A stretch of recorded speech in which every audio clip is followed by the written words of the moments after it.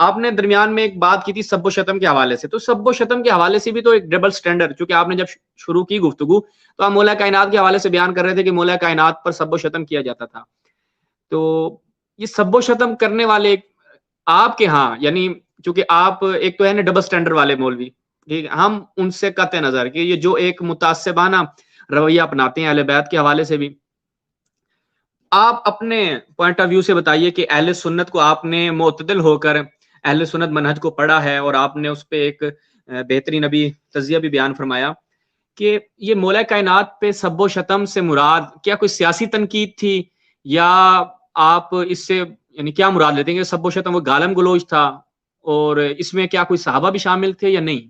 اس کا میں چاہتا ہوں مختصر سا جواب دیں، چونکہ یہ آپ کے اسی گفتگو میں سے ہم نے سوال رکھا ہے.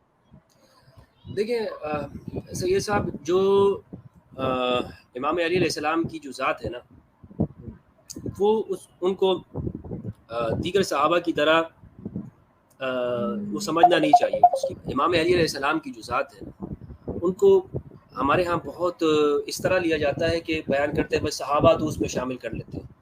نبی صلی اللہ علیہ وآلہ وسلم کے ایک صحابہ اور ایک اہل بیت علیہ السلام. نبی صلی اللہ علیہ وآلہ وسلم نے ہمیشہ علی کو وہ یعنی جو مقام جو دیا ہے، جو قرآن اور جو نصوص سے ہمیں معلوم ہوتا ہے، وہ ایک انتہائی ممتاز مقام ہے.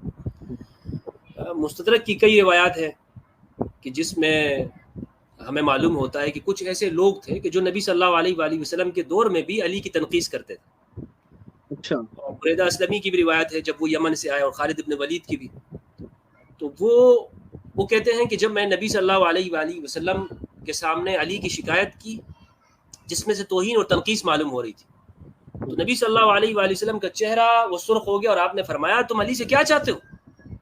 کیا چاہتے ہو؟ علی مجھ سے ہے اور میں علی سے ہوں. اور تو اس لیے ہمیشہ منع کیا، اور علی کا مقام اور اہمیت نبی صلی اللہ علیہ وآلہ وسلم نے ان کے سامنے رکھی، غدیر خم میں رکھی، دیگر مقامات کے اوپر، کہ علی کا میرے ساتھ کیا مقام اور درجہ ہے. اس لیے احمد بن حنبل کہتے ہیں کہ ہم صحابہ کے ساتھ علی کو برابر نہیں کرتے. یعنی ہم جب صحابہ کہتے ہیں تو صحابہ سے مراد دیگر افراد ہوتے ہیں، اور جب ہم اہل البیت کہتے ہیں تو اس سے مراد علی اور پھر یہ ذوات قدسیہ ہوتے ہیں. یہ اہل سنت کے اندر متقدمین کے ہاں یہ بات چلتی رہی ہے. اچھا، یہ جو لوگ تھے نا جو سب و شتم کرتے تھے، یہ روایت مسلم کے اندر موجود ہے. مسلم کے اندر یہ روایت ہے، میں اس کو شو کرتا ہوں بلکہ اس روایت کو، 6229 ہے، سہل بن سعد، یہ 6229. اس میں آپ دیکھیں سہل بن سعد کہتے ہیں استعمل علی المدینہ رجل من آل مروان، مروانیوں میں سے ایک مدینہ پر حاکم ہوا، تو اس نے سہل بن سعد کو بلایا، اس نے کہا فامرہ ان یشتم علیا، علی کو تم گالی دو. فابا سہل نے انکار کیا. فقال لو اما اذا ابیت فقل لعن اللہ ابا التراب، تو اس مردود نے کہا کہ اگر تم یہ انکار کرتے ہو تو صرف اتنا کہہ دو کہ اللہ ابو تراب کے اوپر لعنت کرے. اچھا، کچھ لوگ یہ کہتے ہیں کہ یہ جو سب و شتم تھا نا، یہ صرف اتنا تھا کہ وہ لوگ ابو تراب کہا کرتے تھے. تو اس حدیث سے یہ معلوم ہوا کہ بھائی یہ صرف بات نہیں تھی، شتم بھی کرتے تھے اور ابو تراب و لعنت بھی کرتے تھے. تو لعن تان کے جو الفاظ ہمارے یہاں مروی ہیں نا محاورے میں، وہ یہی ہیں کہ وہ لوگ گالیاں بھی دیتے تھے، برا بھی کہتے تھے، سب و شتم کرتے تھے اور لعنت بھی کرتے تھے. یعنی وہ یہ کہتے تھے کہ اللہ لعنت کرے وغیرہ، اس طرح کے الفاظ وہ استعمال کرتے تھے. اچھا، دوسری میں آپ کو روایت بتاتا ہوں جو سعد بن ابی وقاص سے مروی ہے مسلم کے اندر.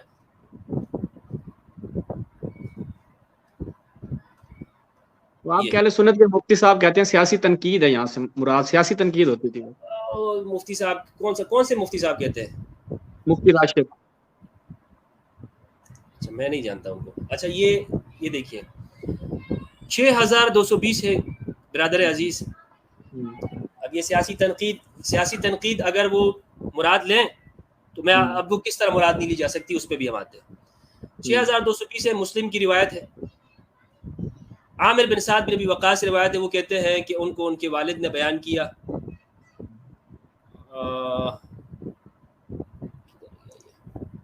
یہ رہا قال امر معاویہ بن ابی سفیان سعدا، معاویہ بن ابی سفیان نے سعد کو حکم دیا. اب یہاں بھی کچھ لوگ اس کا ترجمہ کرتے ہیں امیر بنایا. ہاں جی جی، سید فارسی صاحب میں بھی ایسے ترجمے، جی فارسی میں بھی ایسے ترجمے کیے ہیں سستان کے علماء نے، علماء اہل سنت نے. ہاں وہ کیوں کرتے ہیں؟ کیونکہ وہ کہتے ہیں کہ امرا کا معنی وہ یہاں امیر بنانے کے کرتے ہیں تاکہ وہ یہ بچا جا سکے کہ وہ حکم دینے والے نہیں تھے، یعنی ان ہاں کو حکم سے بچایا جا سکے نا. تو جب کہ آپ دیکھیں کہ سید صاحب عربی، یہ لوگ تو عربیت سے ہی ناواقف ہیں، اتنے ان لوگوں کی جہالت. یہ دیکھیں کہ امیر بنانے کے لیے یا تو باب تفعیل کا صیغہ ہونا چاہیے، صحیح ہے، یا یہاں پر واللہ کا لفظ ہونا چاہیے. عربی زبان میں استعمال ہوتا ہے واللہ، یعنی اگر یوں ہوتا واللہ معاویہ سعدن یا ارسل معاویہ سعدن والین، اس طرح کے استعمال ہوتا ہے امیر بنانے کے لیے. ٹھیک ہے نا. یہ صرف امرا اگر استعمال ہو تو یہ کم سے کم لغت، یعنی المنجد کے اندر بھی ایک بچہ اگر دیکھ لے درجہ اولا کا طالب علم تو وہ یہ جان لے گا اس کا معنی ہوتا ہے حکم دینے کے معنی میں، اس کا معنی ہوتا ہے حکم دینا. اور امیر بنانا جو ہوتا ہے اس کے لیے استعمال ہوتا ہے ولا یولی تولیتن، گورنر بنانا، ولی بنانا، یا اس کے صلے میں آتا ہے وغیرہ وغیرہ، اس کو استعمال ہوتا ہے. دوسرا اہم دلیل یہ ہے کہ یہاں پر امیر بنانے کا معنی نہیں ہے، وہ یہ ہے کہ سعد بن ابی وقاص اگرچہ وہ امام علی علیہ السلام کے ساتھ نہیں تھے، یعنی نہ جمل میں تھے نہ صفین میں، لیکن یہ بات یعنی محکم ہے، مدلل ہے یہ بات کہ سعد بن ابی وقاص کبھی بھی معاویہ بن ابی سفیان کے گورنر نہیں بنے، امیر نہیں بنے. کیا چیز پورے زمانے میں، یعنی کوئی اس چیز کو ثابت نہیں کر سکتا، بتا سکتا کہ انہوں نے امارت قبول کی ہو مدینہ میں رہتے تھے سعد بن ابی وقاص. اور یہ اس زمانے کا واقعہ جب وہ معاویہ بن ابی سفیان وہ حج کے لیے مدینہ میں آئے تھے، یہ وہ اس زمانے کا واقعہ. اور عبداللہ ابن عمر بھی وہاں پر ان کو بلایا تھا، اور ان کو وہ جو دھمکانے کا واقعہ بخاری کے اندر موجود ہے، اور ان سے کہا تھا کہ میں تمہارے باپ سے بہتر ہوں، وہ پوری روایت موجود ہے بخاری کے. اچھا، تو یہ اس زمانے کا واقعہ ہے. اس میں دیکھیں مجھے پوری تاریخ سے سید صاحب کو یہ ثابت نہیں کر سکتا کہ سعد بن ابی وقاص ایک لمحے کے لیے بھی معاویہ بن ابی سفیان کی حکومت کے کارندے رہے ہوں، امیر رہے ہوں. تو یہ معنی کیسے کرتے ہو آپ کہ امیر بنایا ہو؟ بھائی امیر بنا ہی نہیں ہے، ایسی امیر بنا دیا. ثابت کرو آپ کہ وہ امیر تھے. نہیں ثابت کر سکتے آپ. جی ہاں بھائی، کہاں کا بنایا امیر بھائی، بتائیں تو صحیح. آذربائیجان کا بنایا یا کس جگہ کا بنایا؟ بھائی بتاؤ تو صحیح، کہاں کا امیر بنایا؟ امیر نہیں بنا، امیر نہیں بنا.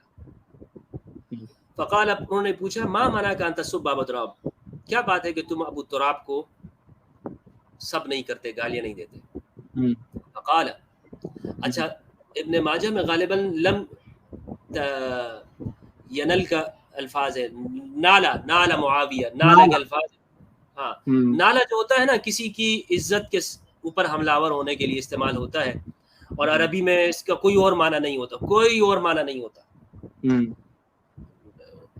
جب وہ اچھا تو فقال، انہوں نے وجہ بیان کی کہ بھائی یہ وجہ ہے. تو اس لیے اس کی بہت سارے ایسی روایات موجود ہیں جس میں بنو امیہ کی طرف سے اس سلسلے کا آغاز کیا گیا، سب و شتم کیا جاتا رہا. یہ کوئی تاریخ کی باتیں نہیں ہیں، کوئی تاریخ کی باتیں نہیں ہے اس میں، اور نہ ناراض ہونے کی اور خفا ہونے کی باتیں. بھائی ہماری کتابوں میں یہ چیزیں موجود ہیں، لہٰذا اس میں انہیں حق کو قبول کرنا چاہیے، اور بجائے تحریفات کرنے کی یا منہ چھپانے کے کہ بھائی ہمارے تو اصول ٹوٹتے ہیں، ہمارے تو اصول ٹوٹ جائیں گے، ہم کیا کریں گے، ہم جواب نہیں دے سکیں گے.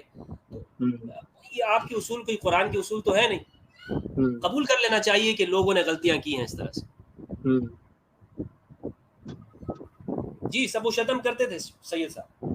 اچھا، یعنی آپ کے نزدیک اچھا صحابہ شامل تھے اس سب و شتم میں؟ دیکھیں صحابہ، میرے نزدیک جو یہ جو صحابہ کا لفظ ہے نا، صحابہ کا صحیح، یعنی یہ جو لفظ ہے کیا قرآن مجید نے، آپ مجھے بتائیں جس تعریف میں ہمارے اہل سنت استعمال کرتے ہیں قرآن نے استعمال کیا ہے؟ حدیث نے استعمال، حدیث میں استعمال ہے؟ مجھے یہ کوئی بتا دے. کہ اس معنی میں قرآن میں استعمال ہوا. ہاں آپ یہ کہہ سکتے ہیں طلقاء میں سے افراد ملوث تھے اس میں, اور اس پہ میری ایک تفصیل ہے کہ صحابہ, اگر یہ سوال آپ کے اس میں پروگرام میں ہوا کہ قرآن نے صحابہ کسے کہا ہے, کسے کہا ہے, اس لیے میں یہاں پہ اس کی تفصیل کرتا ہوں کہ بھائی جسے آپ صحابہ کہہ رہے ہیں, قرآن مجید نے ان کو طلقاء کہا یا مؤلفۃ القلوب کہا ہے, اس لیے میں اس ٹرم کو یہاں پہ یوز نہیں کروں گا. میں یہ کہوں گا کہ اس زمانے کے جو مخالفین تھے وہ افراد جنہیں یہ لوگ کہتے ہیں کہ صحابہ, حالانکہ قرآن نے ان کو نہیں کہا, نہ اہل سنت ان کو مانتے اس تعریف کے اندر, تو وہ سب و شتم بلکہ حکم دیتے تھے. میں نے تو مسلم کی روایت آپ کے سامنے رکھی نا, حکم دے رہے ہیں کہ آپ کیوں نہیں دیتے ہو. اور وہ آل مروان میں سے وہ بندہ ہے, مسلم کی روایت یہ 6229 جو یہ میں نے یہاں پہ لوگوں پیش کی, وہ سہل بن سعد کو کیا کہہ رہا ہے کہ تم گالی دو, شتم کرو, اگر شتم نہیں کرتے ہو تو پھر یہ کہو کہ لعن اللہ, لعنت کرو.